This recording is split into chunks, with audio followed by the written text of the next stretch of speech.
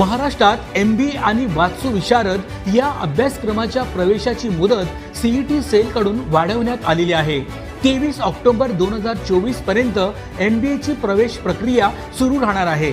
अखिल भारतीय तंत्र शिक्षण परिषदेने तंत्र शिक्षणाअंतर्गत येणाऱ्या विविध अभ्यासक्रमांच्या प्रवेशासाठी 1 महिन्याची मुदत वाढवली आहे।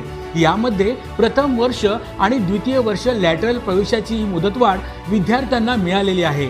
संस्थात्मक स्तरावर कॅप थेअरीनंतर रिक्त राहिलेल्या प्रथम आणि द्वितीय वर्ष MBA अभ्यासक्रमाची प्रवेश प्रक्रिया आता 23 ऑक्टोबर पर्यंत राबवली जाणार आहे।